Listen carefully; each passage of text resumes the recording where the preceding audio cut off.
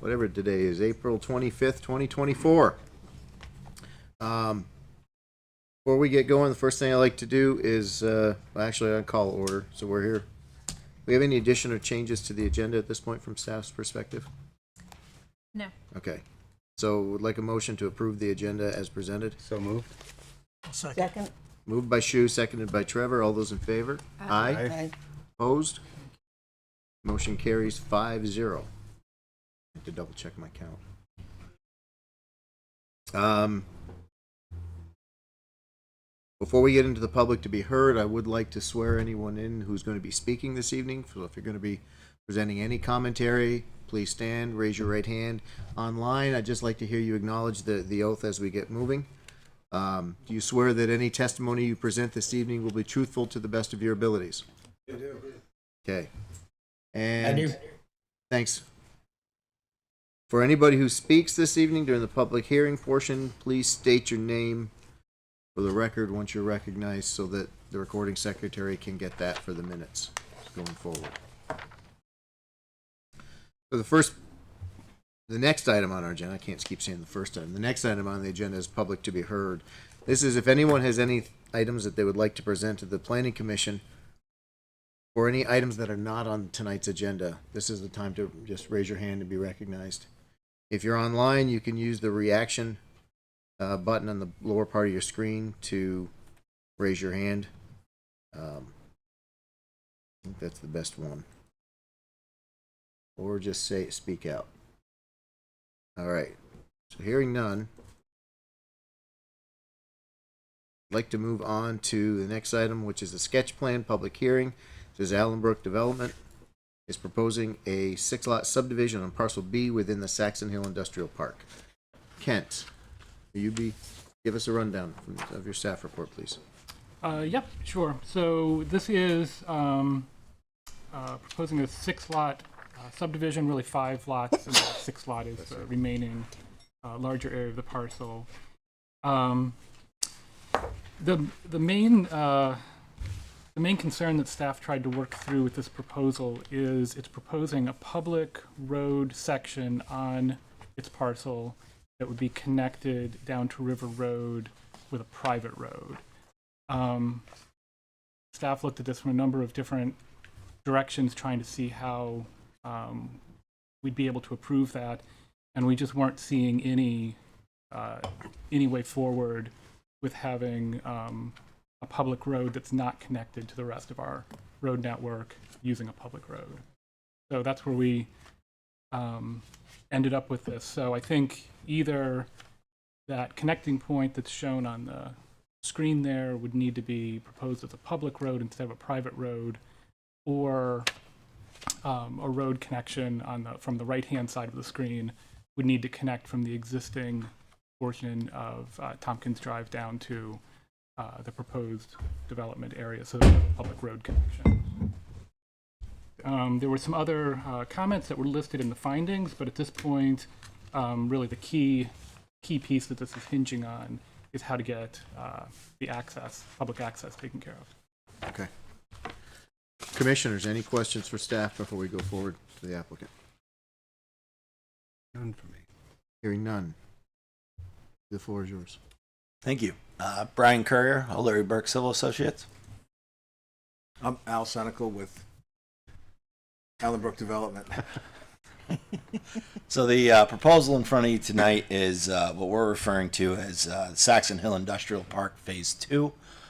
You can see from the overall plan that's been provided, we're proposing a new access on Vermont 117 or River Road, in proposing to construct roughly 4,000 square feet of new roadway to access the most southern portion of Parcel B. For those of you who are unaware, Parcel B was created as part of a settlement agreement with the town years ago. There are certain areas that were reserved for future development, and then hundreds of acres was dedicated to the town of Essex for continued use of the extensive trail network that existed on the parcels. This portion of Parcel B is roughly 40 acres. We're proposing 5 new lots to be served by this new infrastructure. We're proposing to extend water and sewer facilities to this portion of the industrial park. Currently, we're showing them coming down off of Thompson Drive, but we'll work with Public Works to determine the best way to serve the parcel. As Kent mentioned, the application does or was submitted with a private section on what was formerly known as the chemo parcel, but it's where all the solar fields are located on the southern, just south of the property owned by Allenbrook Development. That portion was proposed to be private, and once you got onto the Allenbrook property, that section was proposed to be public. We understand that having a private section serve a public section from the town's perspective wouldn't be feasible, and we're willing to construct the road to public standards and dedicate it to the town, all 4,000 feet. So the private section, we don't have an issue building and constructing to public standards and dedicating to the town. Would you like to do any questions, or would you like me to jump into the staff report? Well, why don't you hit the staff report items that you have any contention with? Yep. So no big issues. Jumping to finding 6, line 38 says the proposed private roadway alignment seems to be inconsistent with the alignment shown on the settlement agreement map, which is C102. That refers to an overall plan that was part of the settlement agreement, and basically a 60-foot wide easement is shown on the former chemo property, but it's shown further east than when we're able to cross, or where we're showing the roadway crossing that boundary.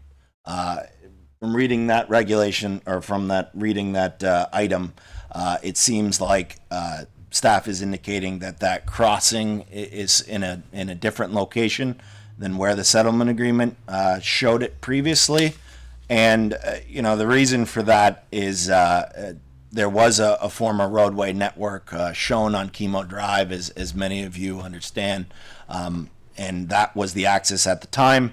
The applicant has worked with the abutting landowner, and given the solar field layout that exists today, that's where our access point is. So it's a very slight shift, but that's where the current access is. If I have that wrong, let me know. But It wasn't something that really bothered me too much. It Yeah. seemed like a discrepancy. I just right, wanted to resolve. right, and it's a pretty minor change, but it's because of the solar field as built solar field locations. That's where the right of way extends to our property.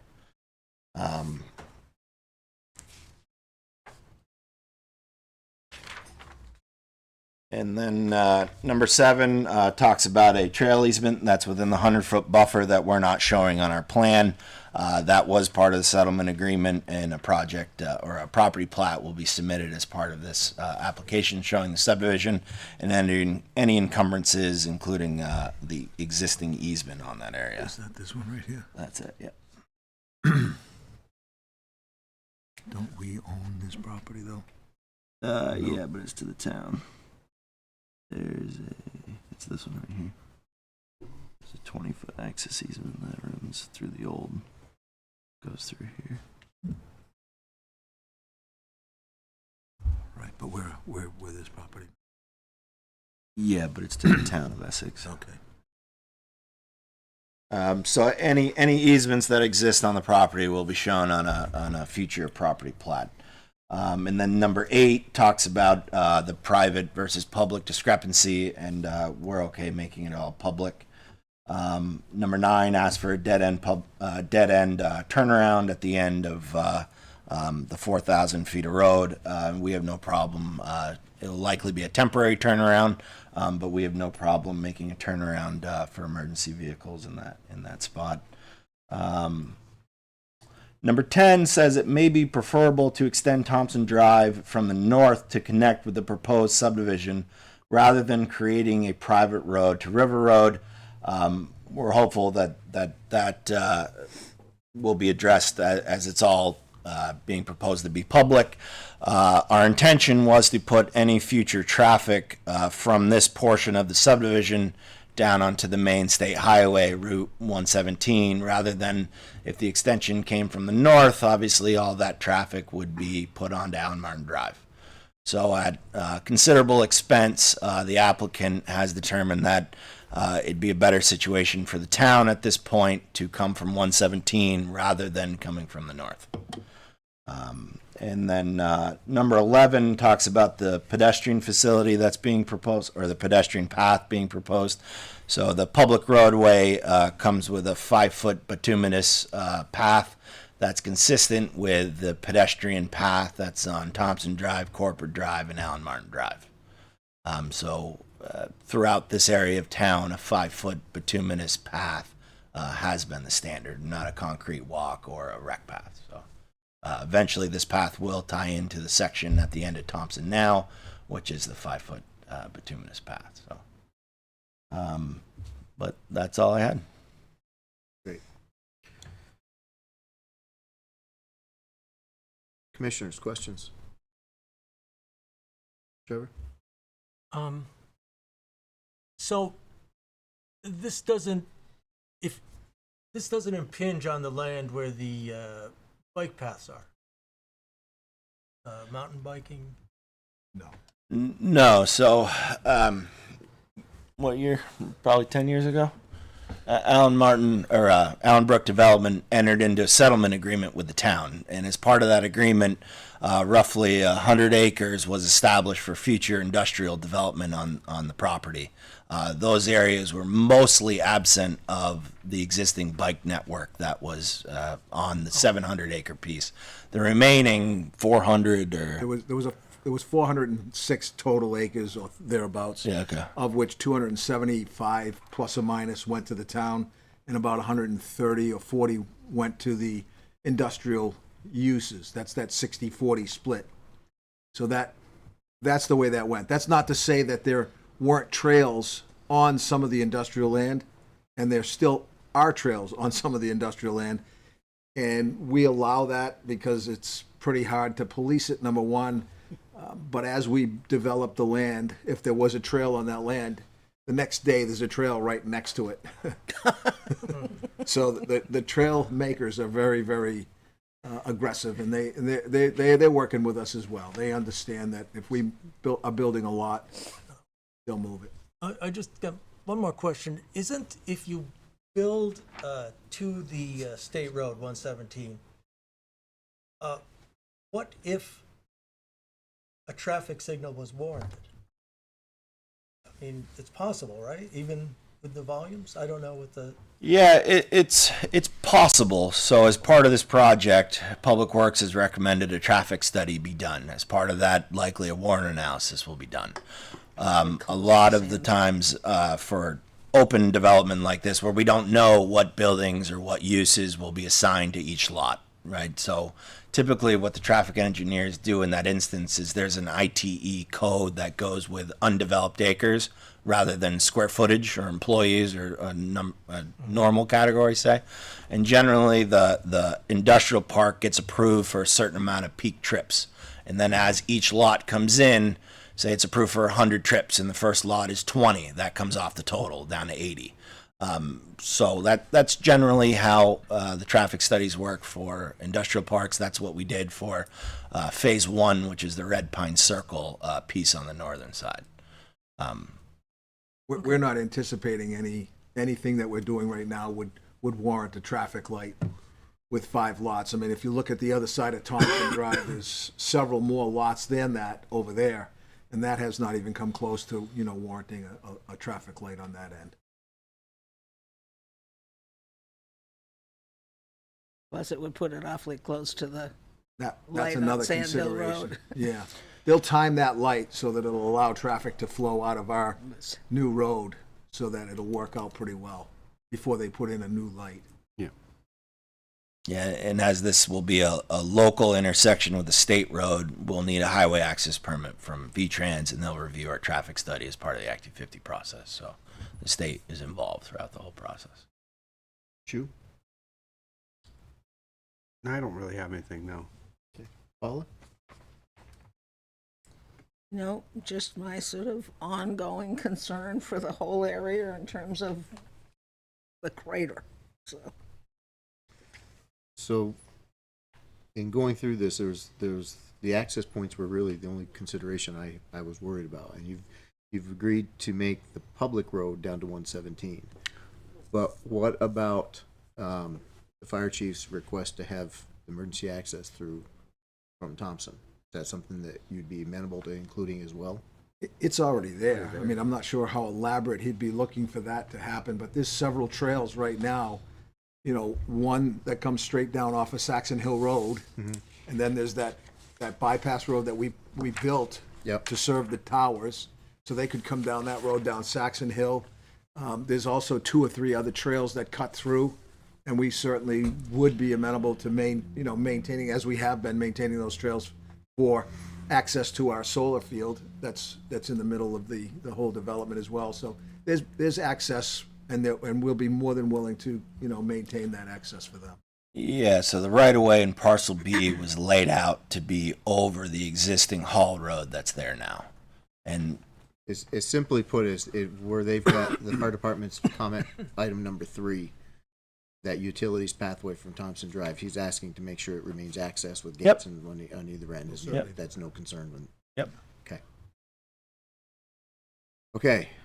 If there's no other questions, at this point, I would take a motion to open. Oh, Al. I just have one clarification on item number 7. It talks about the 100-foot buffer along the east side of the property. I would like to make a recommendation that we move that buffer back to the Saxon Hill line. It's probably not a big deal one way or the other. It's just that I now own properties on both sides of that easement. And if we could get that removed, that would be one request that we would have. It's probably, how long a strip would you say that is, Brian? 200, 800, 1,200, about 1,400 feet. It's about 1,400 feet, and it dead ends into the solar fields right now anyway, and there is no easement any further than that. And it would just be behind a couple of the commercial lots, which sometimes makes commercial.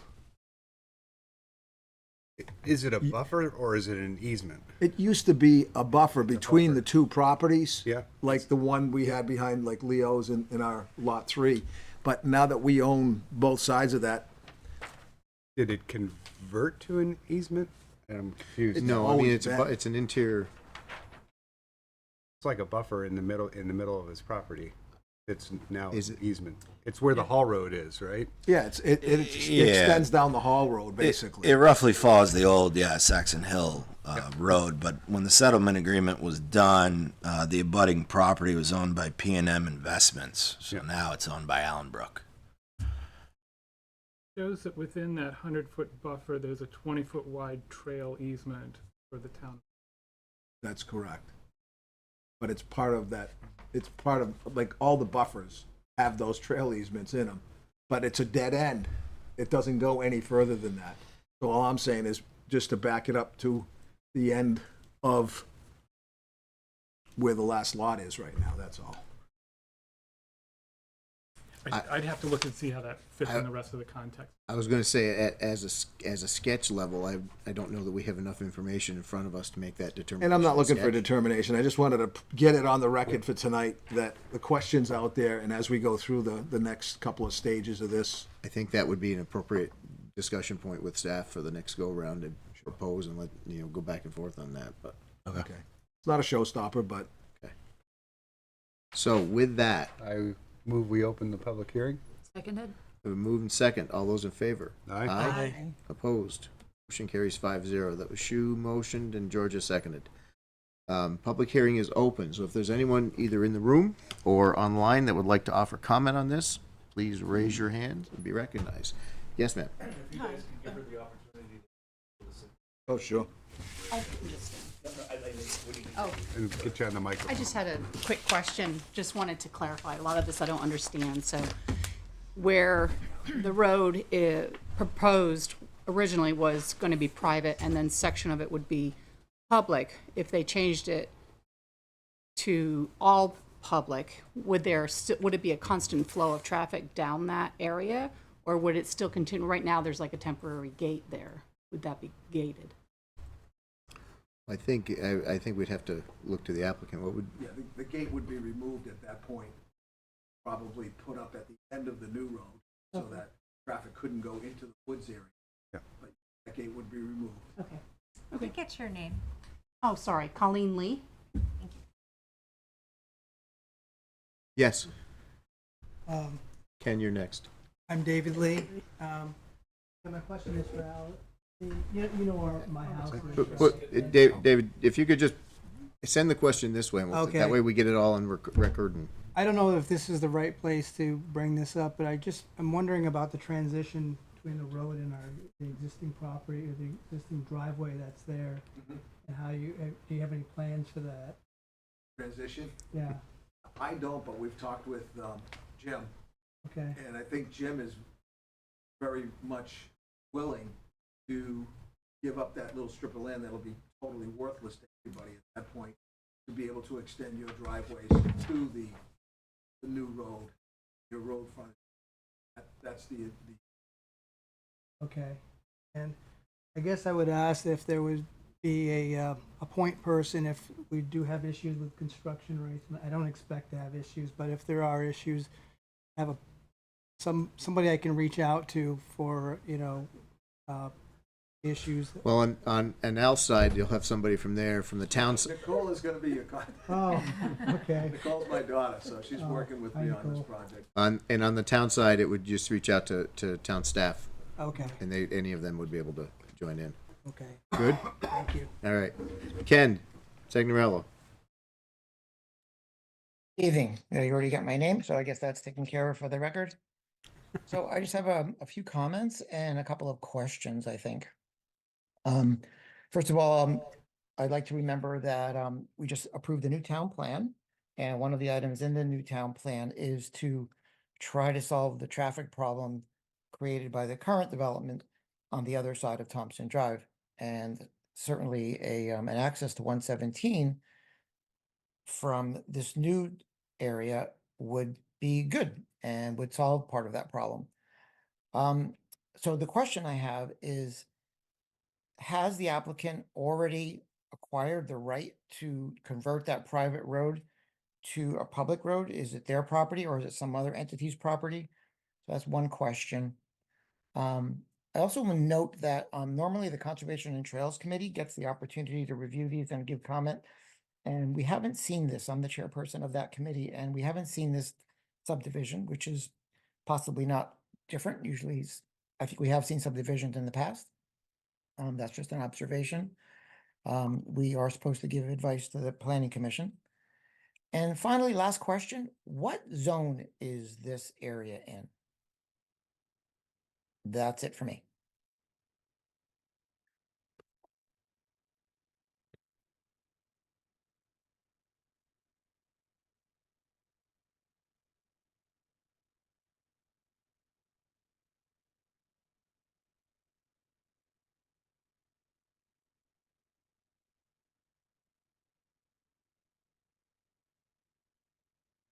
Property and Allen Brooks property is Okay. So the answer to that question is it's all in RPDI. The subdivision is shown in the RPDI. Road goes through Right. AR. I was referring to I just the wanted- subdivision, yep. Thanks for that answer. If you could answer the others, that'd be great. So as far as if the applicant is saying that they can make the road, I don't know. Do we normally ask about ownership? Or we've got the applicant committing to making that a public road? Is that? Well, I think at the next level, when we see that, we need to make sure that it's.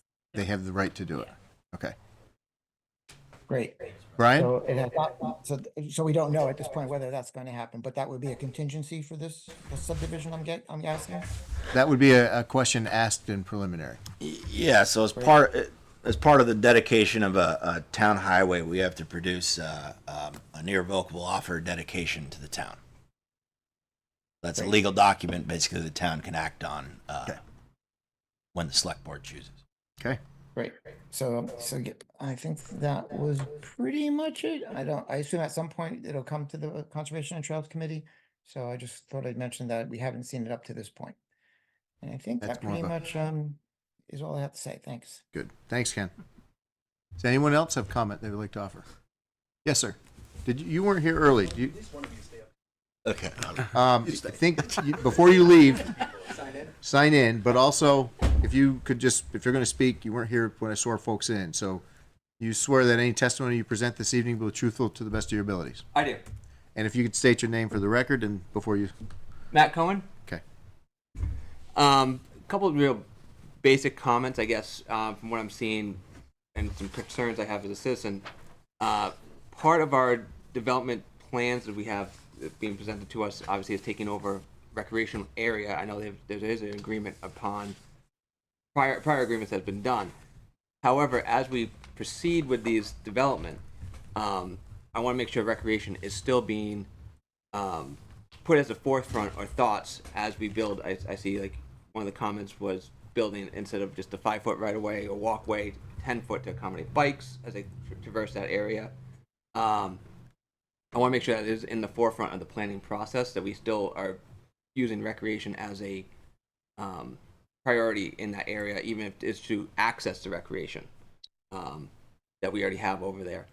The other piece am concerned about is as we build industrial areas, we need to have appropriate housing available for those workers that are coming in for those jobs. If we don't have the housing, how we are bringing in workers in the workforce that we have.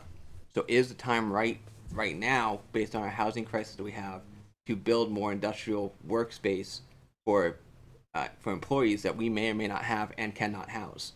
And that was just going to drive our housing issues into more of a higher prices, steeper issues that we have. Lastly, one of my concerns is as we have companies coming in, are they going to provide a tax break, or is this actually going to increase our tax revenues for the town as a whole? So as we come through, do we allow this development happening in town? Should it be restricted to properties that are going to pay a full tax bill and not give tax breaks to development? So those are my comments and my concerns that I would have for the board to consider as they go through this process. Okay. Thank you. Thank you. Okay. Any other questions or comments online? All right. Let's bring it back to the table. Oh, yes. I'm trying to go as high as I can. There's 2 houses. We live on You can state your name. 247, Pam Scherner. I understand the process. I've certainly talked to Al enough about this project, but it made me think about the fact that if that's a public road and that public road's going to run up past the solar farms, which is fine, my concern is whether or not we can have some type of dusk to dawn road restriction, because it's really dark up there and it's a great place for people to ride their, if that gate wasn't there, there'd be a lot more traffic on that driveway, even though there's signs that say private drive, and who knows what happens in the back. Motorcycles, all kinds of activity that happens back there. It's dark, and I get a little concerned about not concerned about having the public road, but not having some restrictions as to perhaps when people can go up that public road. And I don't know if there's something that can be done about that, but I'm a little concerned about what might happen in the back there because it's so dark and so remote. Okay. Once we get into once it's accepted as a public road, it really is in the domain of Public Works and the Select Board and so forth.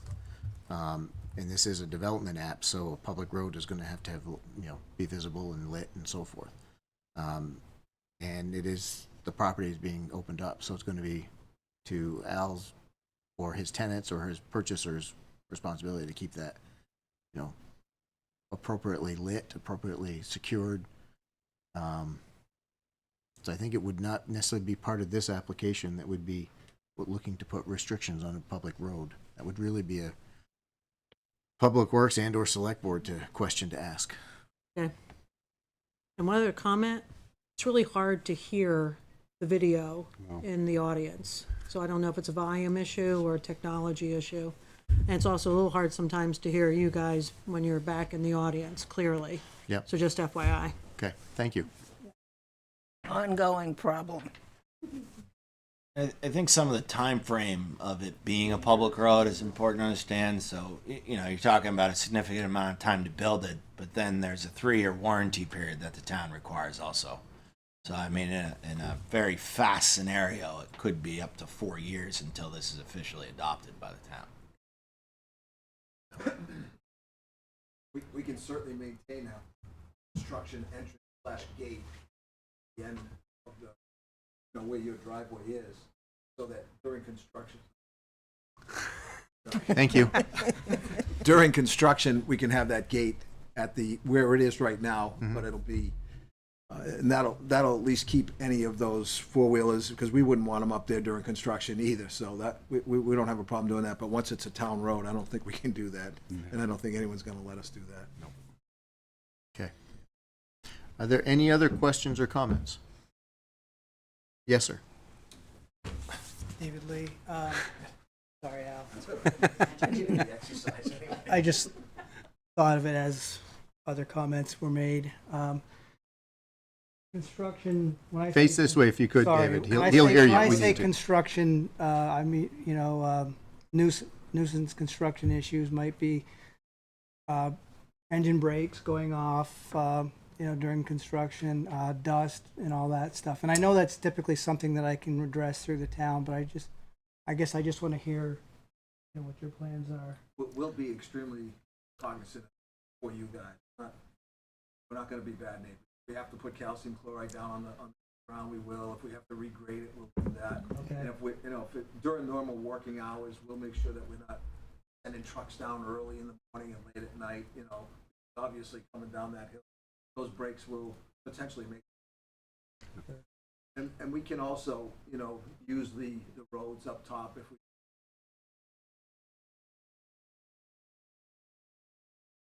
We'll be very.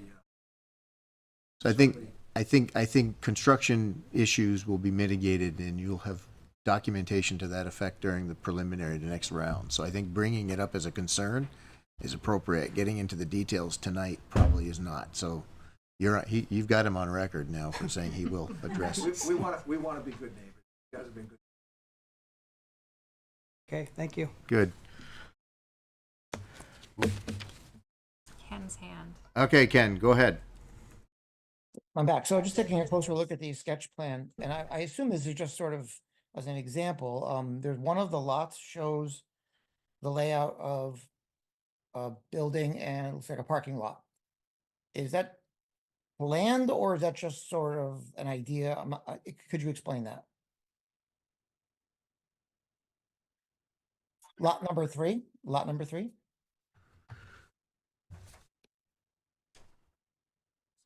Point, is this just, I guess, Brian, Ken, is this just a what if? And a potential layout? Yeah, so we're here for sketch for subdivision 3-stop process. The only time we can apply for a site plan on lot 3 would be in between our final and concurrent, or in between preliminary and as part of our final subdivision application. So this is a spec build for lot 3 that you'll likely see at final. But tonight it's just a illustration. Okay. I think it's worth remembering that this is sketch, which is really the concept. Not it's more than a concept, but it's really does the direction suit and meet the town needs and requirements and the applicant's wants. So we won't have the detail level here. All set? That makes sense. I understand that, but I also understood that the idea is to catch any issues that might arise that might later become more problematic if they aren't caught early. So if this is an idea of something that might be done, I would just observe that it covers a lot of the lot with impervious surface, and that might stand out if it stays at that, looks like about 70% covered at the moment. So I just thought I'd take note of that. And I mentioned earlier the town plan, and I just thought I'd quickly read that little section to you so you have it for your For your memory, it's action 2.1, which says investigate alternatives to solve problem resulting from the abandonment of a commercial transportation outlet from the Saxon Hill Industrial Park to 289. So this is a step in that direction. I think that's a good thing, and especially if that road is brought up to public standards and becomes a public road, and that would give the beginning of solving that problem, I think. Thanks. Thank you. With that, I'm going to bring it back to the table for a few moments. Public hearing is still open, but we're going to go around the board room, commissioners, and get comments. Paula, what are your thoughts?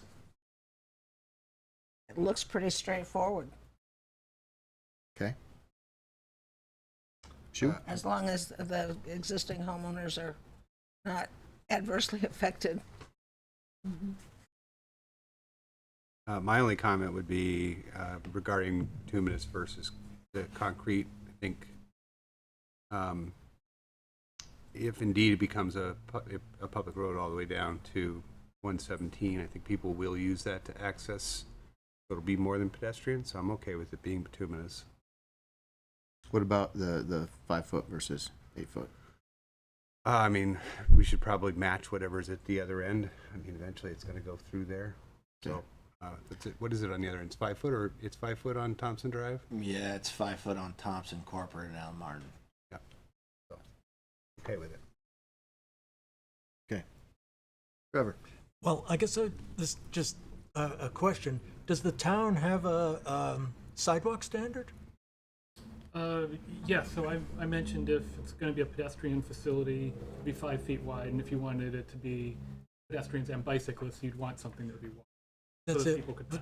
Like, there's no recommended cross-section or anything like that? Yeah, Public Works has for like a recreation path that would carry bicyclists and pedestrians 8 to 10 feet wide. I see. So you could pass okay. I see. Oh, well, I just meant like, what it should look like when built, like how thick and, Yeah, that kind of stuff. They do it have has a that. cross section detail. There is, okay.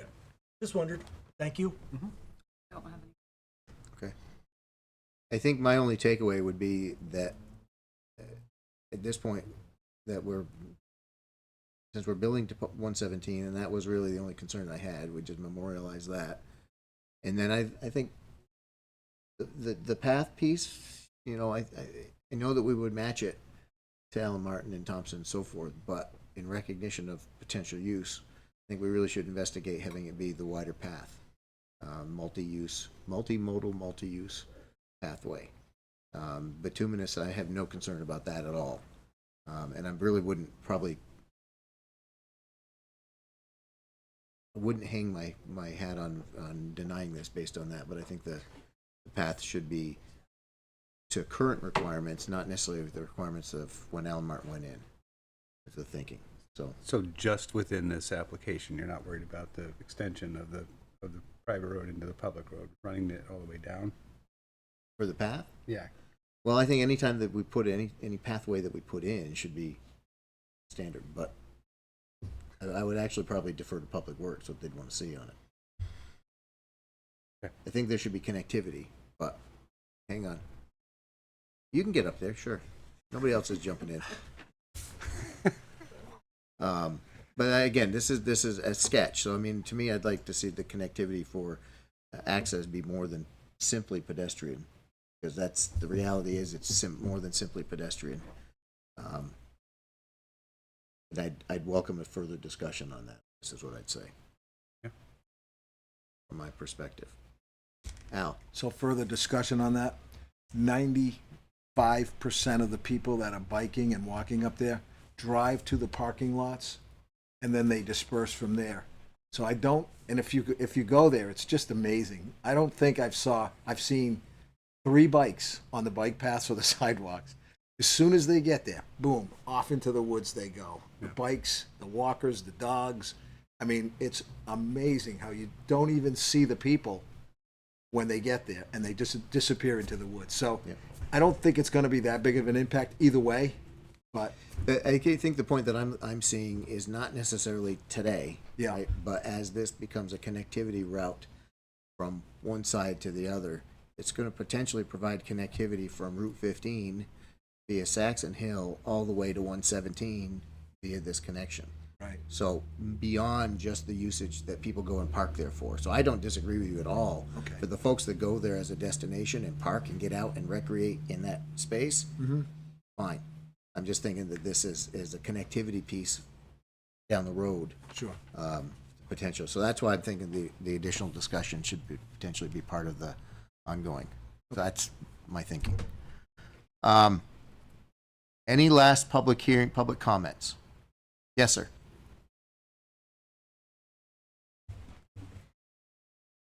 To Al's point, I live nearby, so I bike over mainly through the trails and through the woods. I do use the sidewalks all the time for biking and walking, but I'm close enough to bike over. I would see a lot of people do drive there, and like he says, they're parked, and you don't see them in the woods. I don't see them anymore, even when I'm in there. I've passed like 2 or 3 people. But as we build up, I do see the connectivity for more and more people may have the want or need to bike over or walk over to that space and not have to drive. Right now, there's really one spot to drive in, one spot to park, and then you can disperse, as Al says. But I would see more and more people use it as we build it. Okay.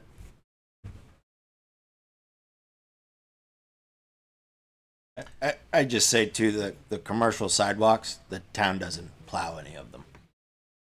That's another piece of it. Okay. See no more hands. Then I would take a motion now to close the public hearing. So moved. Second? Moved by Paula, seconded by Trevor. All those in favor? Aye. Opposed? Motion carries 5-0. Public hearing is closed. Commissioners, what is your preference? This is a sketch plan. I haven't heard a whole lot of discord with the application. Is anybody willing to offer an approval with the additional finding notations that they're making a public road from 117 into the parcel? I don't think one thing is that you and I are in a little bit disagreement on the path. I think we should give them a little more like a straw poll kind of thing from the planning commission. Take away. Okay, so what is your vision of the path? Built or? I built to the 5 foot that everything else is. I think that's okay. It'd be great if it was the 8 foot, honestly. But I don't see a reason to. It's a pretty steep hill. Well, and not only that, but it connects onto a state highway that's a pretty busy place. Right, I'm thinking most of the traffic, both pedestrian and bicycle, is actually coming from Allen Martin Drive. Yeah. So that was just my thinking. So I thought if you and I are in disagreement, we should probably have a little bit more. I don't think we're really in disagreement, because I'm not looking at it as an absolute. I'm looking at the future. I think it's going to be a connectivity, not with Allen Martin being the destination, but it's just being a pass through. With the Leo parcel that's coming in, we're talking about pathways there, people using, going and potentially, the question had come up about parking in at the end of that road in order to access Saxon Hill. Well, now we're talking about potentially people coming on Saxon Hill, coming down Saxon Hill Road, going through this parcel to 117. Yeah. I don't see that happening a lot now, and that's not a use that's there now because it doesn't exist now. It's one of those things that I see as being not so much of a transportation route, but I see the potential for pass through is what I'm looking at. Okay. That's fair. And I mean the paths on Allen Martin and so forth work now, so there's not a concern that they won't work. It's just I'm looking at future use of future development. Is it going to be connectivity? Because that is a discussion we've had at various times about getting an easement for development. I mean, we've got easements on Sand Hill Road that we have no way to connect to right now. Yep. We got them because we asked for them when the development went in. Well, there's an easement here. I understand it, but we're also talking about doing it as a built, Yeah. a built connectivity. Yep. So I would be willing to go with John easily. Yes, we need 5 foot bituminous path at the minimum. Be greater if it was, it'd be but, nicer but, if it was but a discussion to balance it up. Yeah, I feel like the difference is, are you trying to encourage bicyclists to ride in the road, to go up and down the hill, or are you trying to provide a facility off the street? Yeah. A 5-foot facility off the street, I wouldn't recommend that being referred to as a bicycling facility. Yeah. That would be an asphalt pedestrian for facility. walking. Yeah. So the expectation is that bicyclists would be using On the the road. road. Yeah. There's lots of different reasons why bicyclists might be there. They might be trying to cut through. They might be trying to work at one of these places. There's going to be a lot of employees potentially in this area that's actually very close to residential areas. If that's an attractive way to walk or bike, people might walk or bike there. And I think just in general, we should be including bicycling and pedestrian accommodations on all of our streets. That might look different. Sometimes it's just going to be sharing a lane for bicyclists. Sometimes it's going to be a wide shoulder. Sometimes it might be a higher level off-street recreation path. But I think the difference in width is really, are you intending for bicyclists to use it? And if so, it should really be at least 8 feet at a minimum. Or is this really a pedestrian-only facility and bicyclists should be in the street? And then they could either share the lane, or there could be a separate bike lane going. So it sounds like you were ready to make a motion. Sounds like I was, huh? Yeah, I'm signing on. I make a motion that we approve the sketch plan public hearing for Allen Brook development. I'll get it out. Proposing a 6-lot subdivision on Parcel B in the Saxon Hill Industrial Park. Second. So we have a motion, we have a second. Would you accept a friendly amendment to call out the applicant has offered to make the connectivity from 117 a full public road? Yes, absolutely. Sorry, I left that out. You were meant to put it in? Well, no, I'll take it as a friendly amendment. It's fine. Paula, do you accept that? Absolutely. Okay. Any additional discussion? All those in favor of the motion as amended signify by saying aye. Aye. Aye. Opposed? Motion carries 5-0. Okay.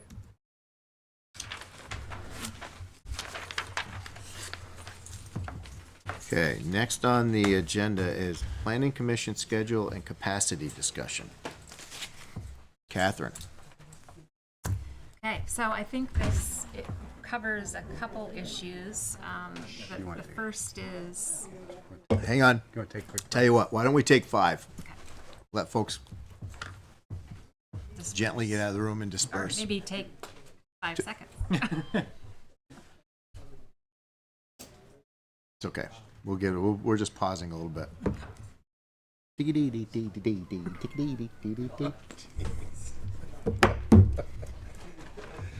designed to leave this house.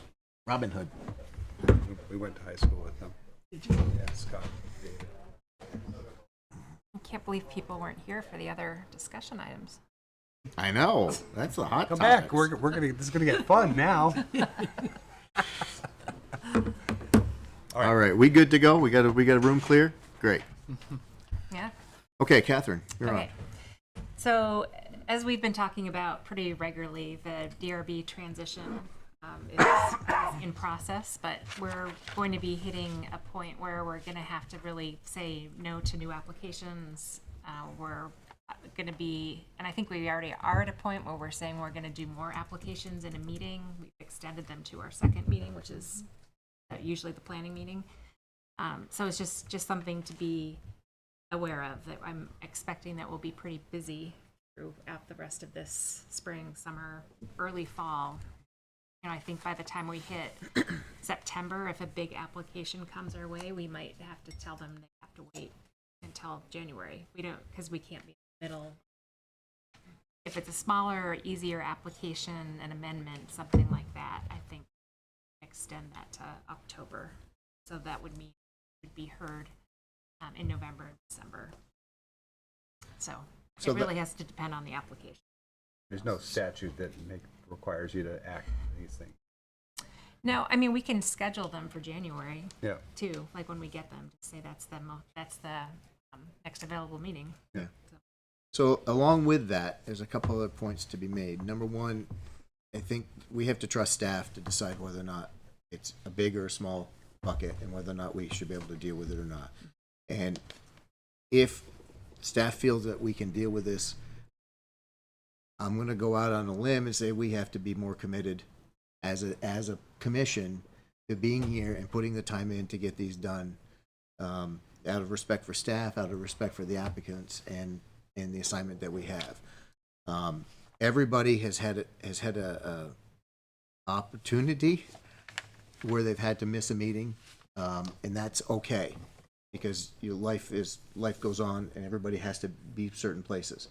I think it's been very respectful that there are, when there's a need, there's a family need or whatever, for the most part, everybody has called in. Trevor, you in particular, you've made very clear and very transparent.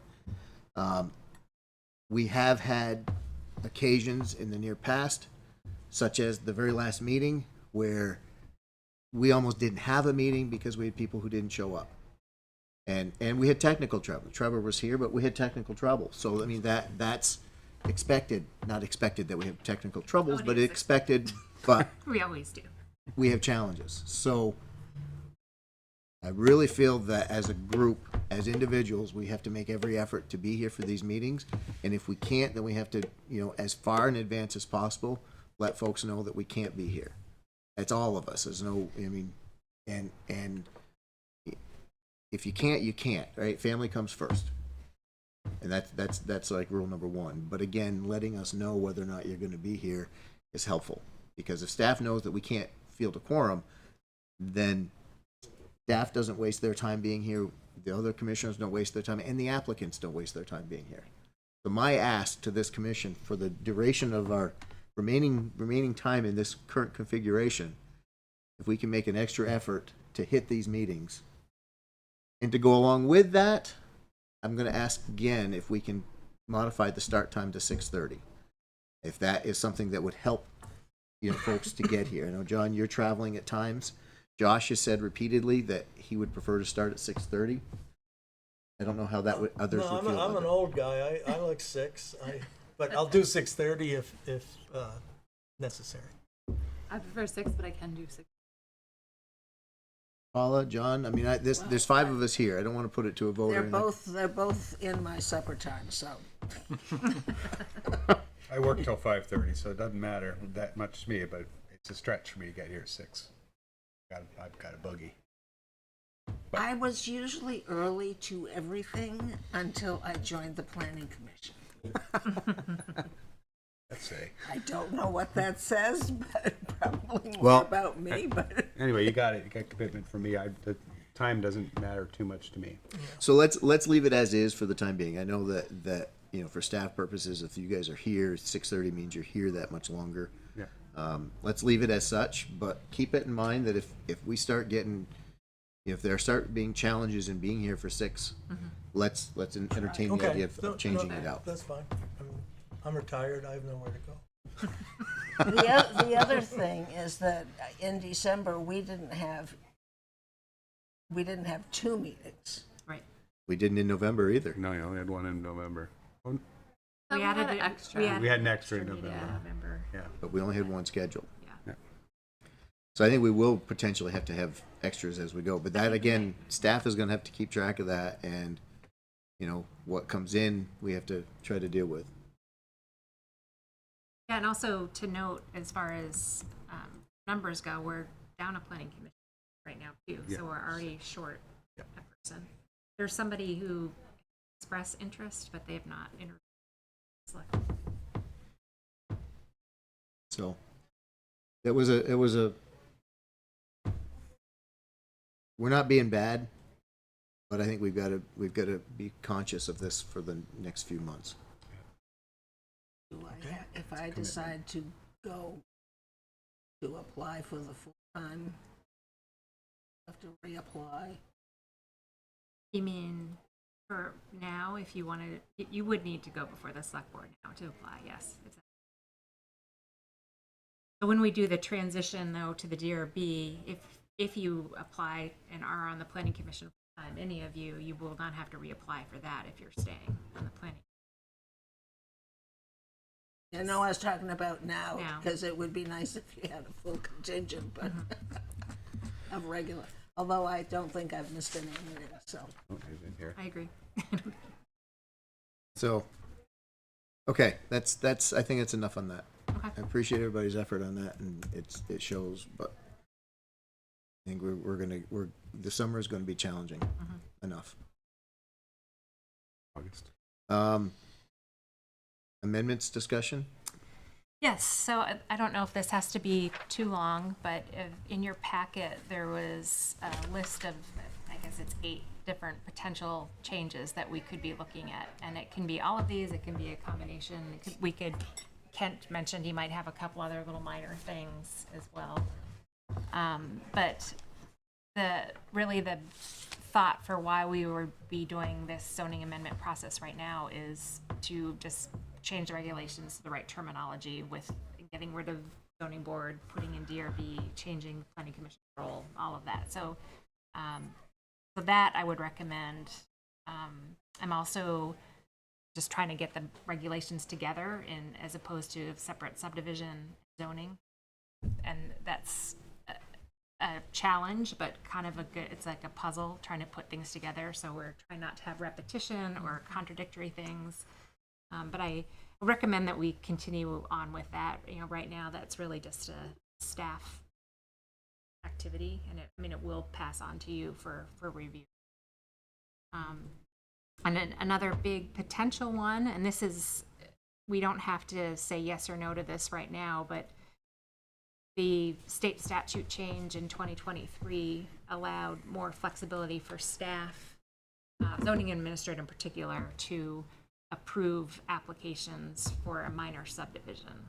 So that would be anything that is it 3 lots or smaller? That's right.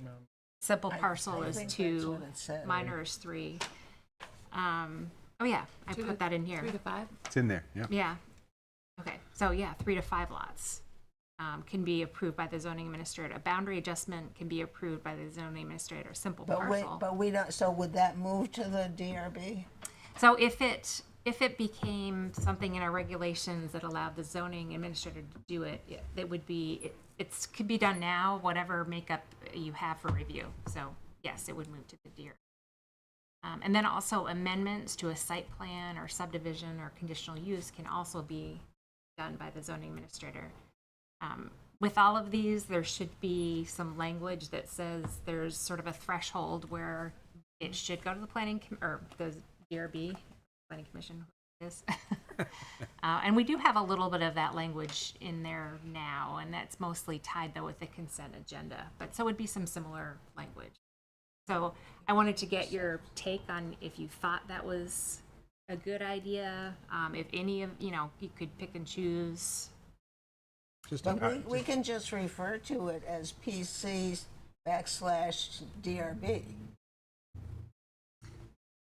Right.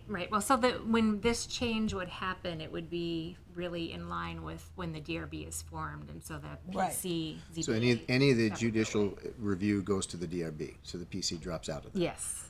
Okay, so this is being geared for the DRB. It is, yeah. Okay. For Essex going forward. Can I ask, are these normally things that just are on the consent? They're normally just, So yes, I think so simple. they'd just be moved off consent and just Yep. zoning The minor administrator just- subdivision is the big exception. Right. Yeah. That goes through sketch plan and final review. So in this case, it would it just be one review by zoning administrator, but the staff, whoever's reviewing it and approving it, would look at the same things at the planning commission. So it wouldn't be that there'd just be it's an easier review because it wouldn't have to go before a board. All the same elements are looked. Just a power grab. Yeah. I would be nervous about that because look at where they go. The subdivisions themselves. When it's 3 to 5 lots, that can have a huge impact. Right. So abutters would not be involved in a same process.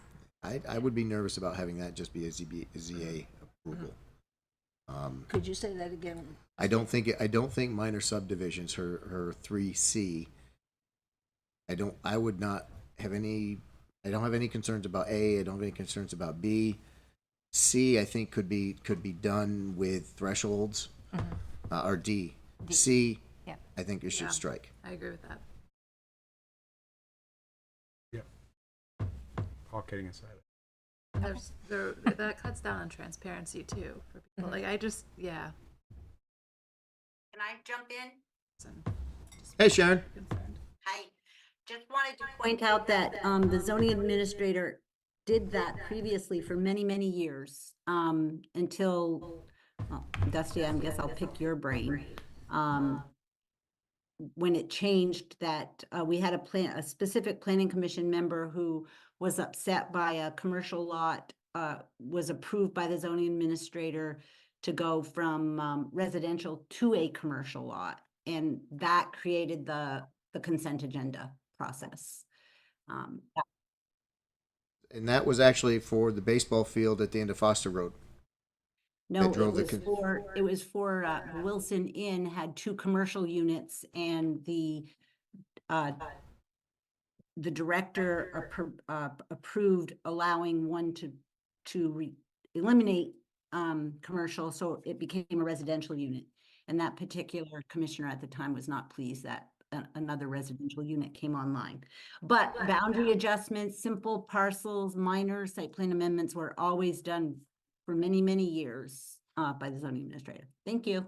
And again, I wouldn't argue with minor site amendments as long as we figure out what that threshold is. I think, you know, to Sharon's point, the consent agenda can probably go away. It would, yeah, it would. Completely. And that, in my recollection of that, the tipping point was the development of the school development of the lot at the end of the baseball fields at the end of Sand Hill Road never was visible. So there was the large stand that was created with the speakers, and the impact of the neighbors was never assessed because it never came to the planning commission.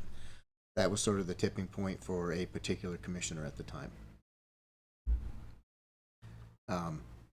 So thinking about that, the consider threshold noises. I think no impact to the neighboring Right. lots would be one if there's a significant impact, and again, what makes significant. Right. But sort of some of that is almost like a conditional use. Yeah, the We wouldn't use. call it that, but Yeah. looking at some of those standards. Yeah. Okay. So I need to investigate 4 a little bit, but statute allows for zoning or for particular permits or approvals to carry for 2 years as opposed to just 1 year. So we can make that change in zone. And I think it's for zoning permits as well. That's the thing I'm not sure about. Like reading, sometimes the way statute is worded isn't as clear as Really? I think it should be. So I need If to I can figure jump that in out. on that one too. Right now, a permit is good for 1 year, but they can renew it for free for an additional year if it hasn't expired. Then they could renew it for 1, maybe. So just extending it for a year.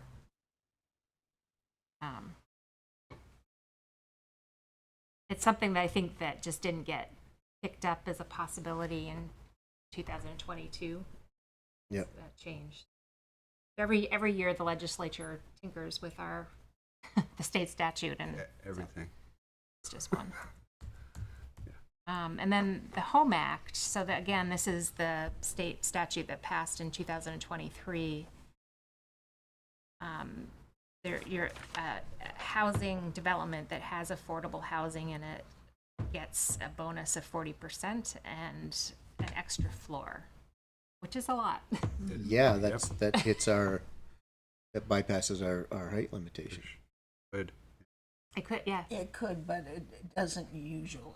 I mean, I guess it depends whether you have it under a cape-style roof or whether you have a full second story. So the way this reads is that it would surpass our height limit. Like our height limit doesn't have any say in this case. So Yeah, if, so- say the height limit is 40, they could go one more. Well, one more floor. story, Yeah, so to 50. Yeah, 10 feet. Yeah. and that's Yeah. yeah. That's Yeah, I don't think that's what they're thinking of, though. I think it is. You do? Yeah, I think it is too. Yeah, they're trying to create more density. Yeah, And height is the Height best is a way way to to create do it. density, that's the best way. to put it. Yeah. which, quite frankly, might not be a bad idea. You know, It's significant though, but And- yeah, but it has to have affordable housing per the state definition. And I think there's I didn't write this down, but a particular percentage of affordable housing. So it's not just like one unit. Well, one of the things that changed over the years is that capes, you used to be able to build a cape roof and finish it down the road. Banks stopped allowing that somewhere between the 70s and 80s but is or 90s. is this being limited to single family homes? I don't read it as such. I read it That as, was with single family homes. Yeah. but this I'm reading like if Multifamily development. you know, it's anything comes in with the multi-story, multi-unit Yeah. housing, Right, so this all of a doesn't- sudden, you know, doesn't apply to all zones, but that therefore. but Okay, so we don't allow you're saying multifamily this housing. applies to but there's regulations about multifamily? preventing that now too. In the sewer, in areas served by water and sewer. So this could really open things up and make our literally make our height limitation go away up to 40 feet plus another floor, another story. If it's got the affordable, which there's questions about, how How do you? feasible is it, to make financially, does that work to have the affordable anyway? So I don't know if we're going to see a ton of this. Yeah. Well, the other thing is that we have some pretty specific guidelines from the community as to what they want to see this community become, and it isn't Essex Junction. We just need to put that into regulations. Yeah. Just the, No, but it was traditional. They wanted Essex. I mean, it was pretty dominant that people wanted to see Essex remain a New England type of community right. Yeah, I agree. visually. I agree. And the state's going to make sure we can't do that. Yeah. So the next one is that this is starting in December, 1 parking space per dwelling unit only. Is right now I think it's like 1.6 or 1. Yeah. Yeah, How does that work? the 1.6. Just a Bicycle. Just a Yeah. calculation. Just a calculation. Yeah. So if there's 10 units, you'd have 16 parking spaces. Right. Sorry? If there's 10 units, you would have 16 parking spaces. Now they just would have to have 10. Oh, I see. We're talking multifamily again. Yeah. That's really where we see the issue. Yeah. One house with, And then the 5 units per acre is, these are all now, except for the parking, in effect. So if somebody comes in within our water and sewer service areas and has an acre, and our zoning, say it's the R1, right now we say 1 unit per acre. Have to allow them to have 5 units per acre. So there's something going on right now in the legislature. Well, I guess they're reviewing new legislation. There's this verbiage in there now saying 12 units per acre. oh, come So on. I'm hoping that comes out. That's ridiculous. That's a little too much, especially since this is so new. I think my biggest concern about these increases in density, across the board, all of these except for the parking, is our wastewater capacity. Services. We don't, Ooh. it's not unlimited. So, first of all, do we have the capacity, but then also how to handle all of it. I was talking to Aaron about needing to upgrade pump stations, and lots of infrastructure comes. Yeah. So I am not so sure yet if we should change our language to this 5 units per acre, because there's also some language in the statute that says if there are some capacity limitations, then it would not apply. So I need to do some research and see if that's true.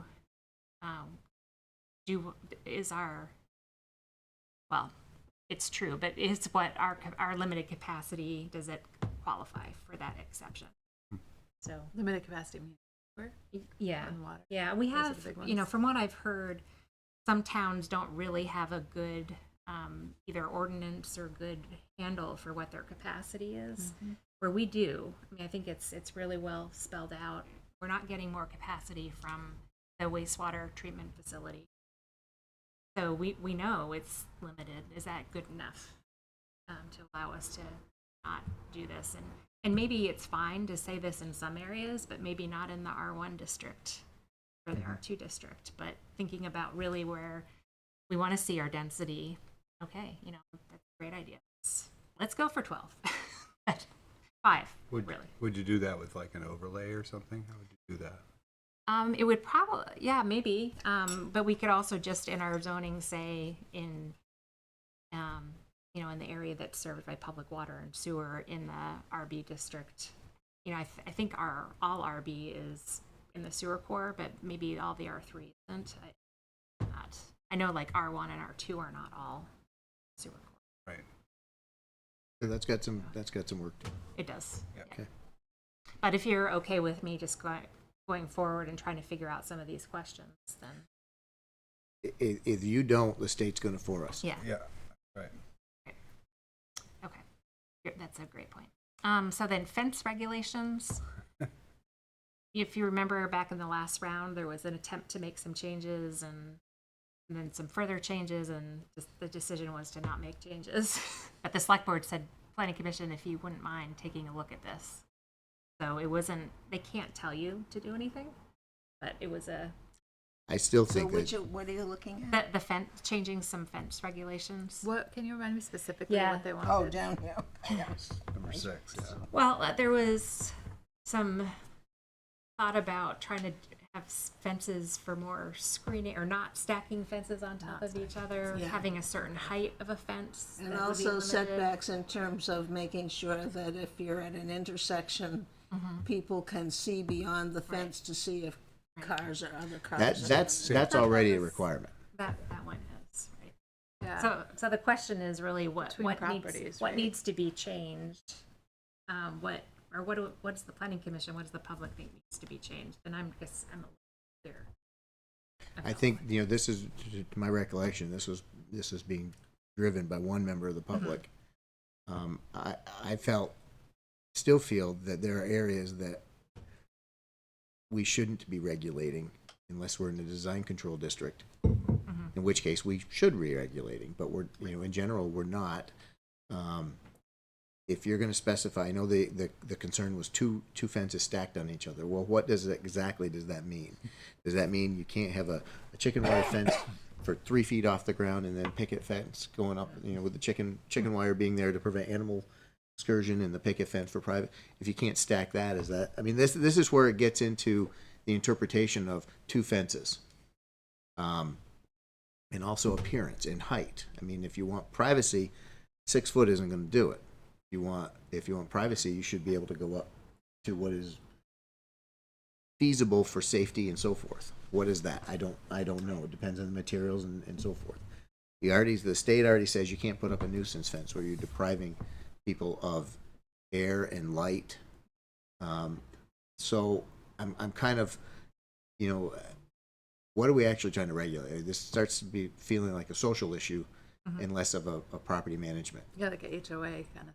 Yeah, and if we're going to do that, then we should have design control everywhere. You know, it's like don't paint your house with pink polka dots, even if you love pink polka dots. Or if you're a Barbie fan, don't paint your house Barbie pink. Paint your house Barbie pink. You're saying I can't have my Velociraptor fence put up? No. Okay. Anyways, so I'm questioning on What's the need? what's the real need, and is it just a personal design concern? Is it a safety concern? Is it I don't like the way it looks, and that's where I feel this is going. But So what is it? So we need to bounce that whole section back to us and look at it again. Is that really what they're Well, asking us? I mean, it wasn't, the select board can't require you to do anything. If you you know, they said to look at it again, if there's just this discussion and maybe one other little discussion and the decision is not broken. Yeah. So maybe that doesn't need to be fixed. I don't think it needs to be. Seems like what I'm, But take, I mean, I guess everybody, if you have questions about it, take a look at it, and maybe Yeah. Catherine, you can point out, you know, reach out to staff if you do have a question and get the, you know, the real, you know, what's there now versus what's Right. being proposed and weigh in. right. Right, and maybe what was being proposed before is not the right regulation, but there could be another version of it that takes care of some of the concerns. I don't know. Structural integrity maybe something to base judgment on. You know, if you put something up that's really cheap and crappy and can fall over in the first windstorm, that may be something that we could rule on. You know, that's more of a health and safety standard. But if you put something up that's solid and has withstood storms and everything else, then, you know, what's the rule? Okay. All right. So then childcare regulations and as you remember, the Economic Development Commission came. So I know that they are currently working on this. I think Gino Sullivan, actually the Economic Development Coordinator, is doing most of the work. So we should have something from them, hopefully too long. So number 8, I haven't really looked at this at all, but I'm wondering if there's any sort of minor / small recommendations from the ETC next plan that we could implement and we could put in. So there are definitely some recommended zoning changes from there. I know there had been a look at them before my time happened, but I think there's still a desire to see something. It's probably a pretty heavy lift, but there could be little. What does ETC stand for? Essex Town Center. Oh, okay. It was a multi-year effort to define an area that we could control both the appearance and establish some guidelines for developers to come in and have some ideas of what would work before they actually have to come in the door, and some design, some concentrated growth. And thinking about how to develop it better. Yeah.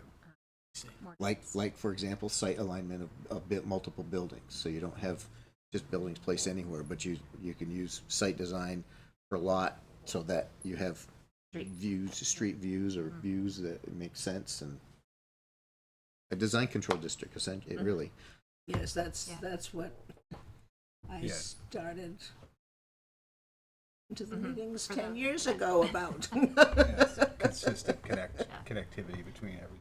So I'll take a look and just see if there's some small things that we can do that won't cause too much heartburn. And Well, one of the things that has come up in the past is things like hotels. Can we allow a hotel there? Can we allow, you know, different uses in could that change, yeah. that maybe, you know, could facilitate some growth, both business and other associated residential. But anyways, that would be. Yeah. Okay. And did you have anything that you?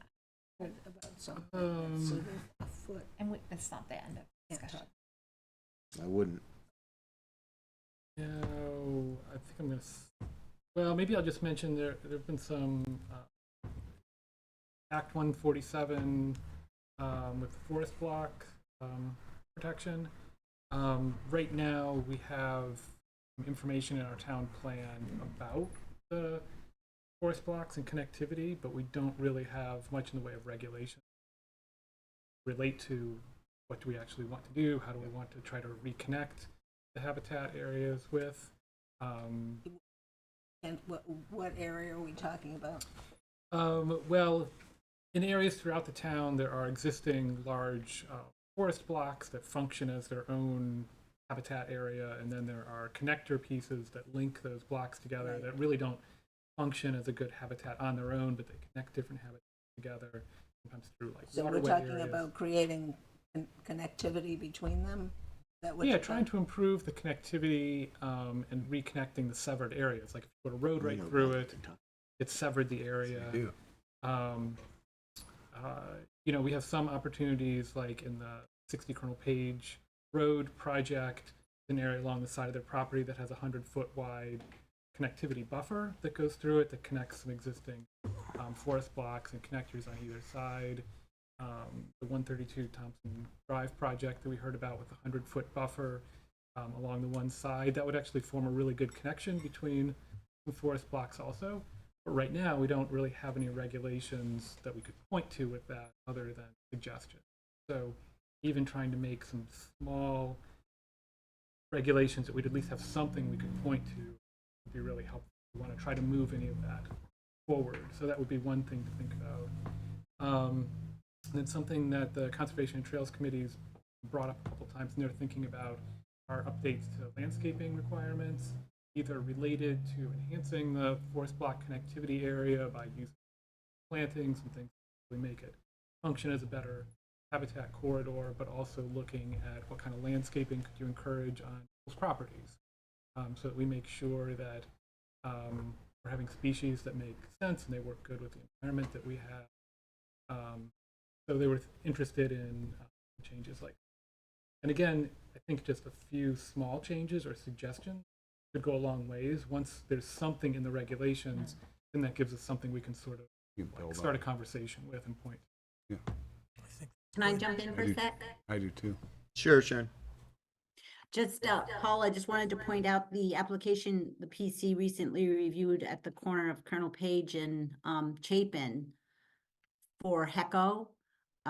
They provided to plant some extra trees to continue a forest block that was there, or they were taking, Kent, remind me, they took some away from one section of the lot, but they were agreeable to fill some more along the side of where it needed filling in to continue that forest block. So Included the corridor along the side, but then they're also adding some more plantings because just an open area isn't as conducive to wildlife and activity. As some extra plantings in there give a little bit more cover. So in that case, the applicant was really willing to do that. They weren't required to, so that worked really well.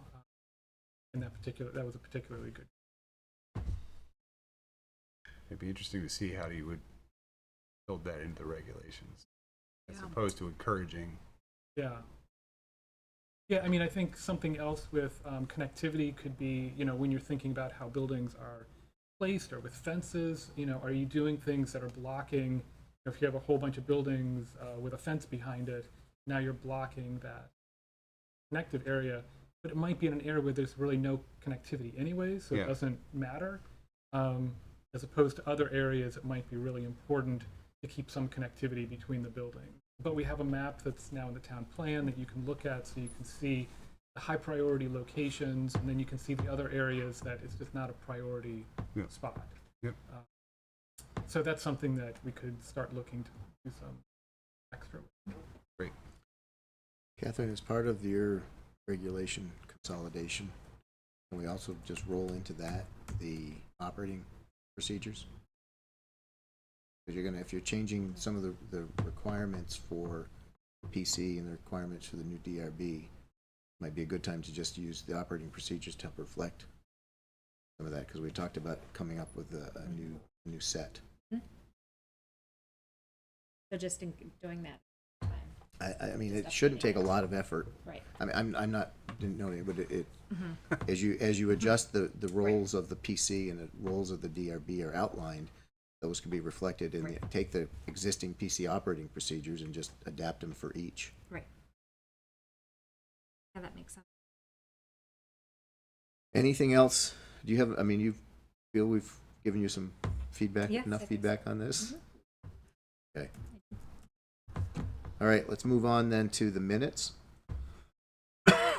Everyone has had a chance to review the minutes that Sharon updated recently, correct? She's posted them. They've been redlined or red lettered.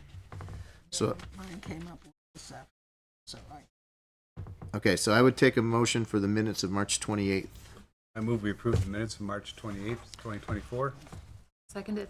Moved by Shu, seconded by Georgia. Are there any discussion? Again, this is looking at the version that Sharon posted with red lettering of her most recent changes. something somewhere. Dawn's name is misspelled within the text. Oh, I'm sorry. I didn't mean it. Yeah. I had emailed Sharon about that, so I don't know if she got that. Her name is spelled correctly at the top, Dawn Irwin, because she's there, but then throughout the thing, it's spelled Aaron. Okay, so that's something that can easily be corrected. Yep, that's all. Thank you. You're welcome. This is the other minutes. The next ones? Yeah. Okay. So is hearing no other discussion points, all those in favor of the minutes of March 28th signify by saying aye. Aye. Opposed? Minutes carry 5-0. And now take a motion for the minutes of April 11th. I would just suggest one correction. My last name is not Johnson.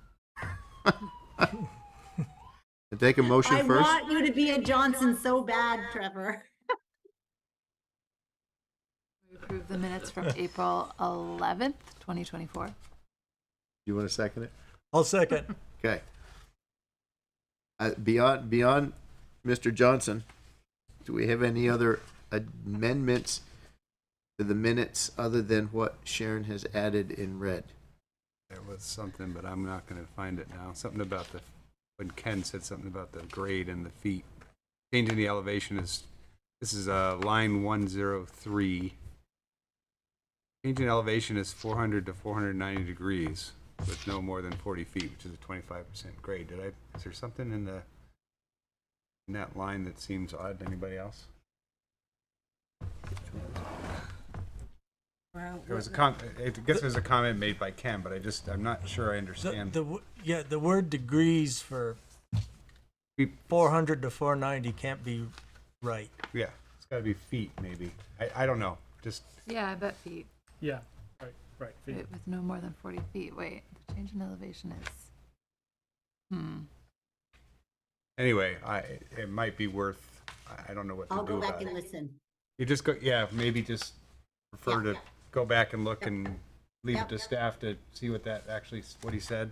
So your recommendation, your amendment is to have that sentence reevaluated and the staff upgraded with words from the tape. Yeah, it's probably something really simple, so it's not like we're really changing anything here.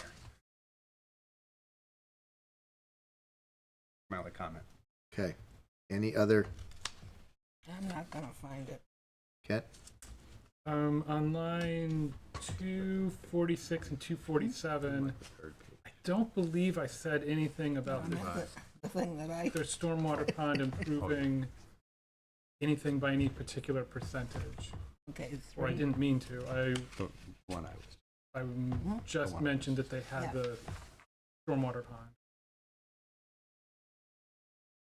So shall I just put the period after everything will be improved? No, I would just put the period after it says stormwater pond. Okay. And then the part where he says, and he believes everything would be improved by 20% or better, just strike that, please. Sentence okay? Yeah, the second sentence. Got that, Sharon? Yep, thank you. Thank you. Any other elements? All those in favor of the minutes with the 2 amendments brought forward, 3, count Mr. Johnson, signify by saying aye. Aye. Opposed? Minutes carry 5-0. And I think, unless we've got something else, we're at the end of the evening. Nothing for other business on my end. We're good. I'm good. No, move. Oh, I move we adjourn for the night. Is that Perfect. We get a second. I'll second it. All those in favor? Aye. We are adjourned.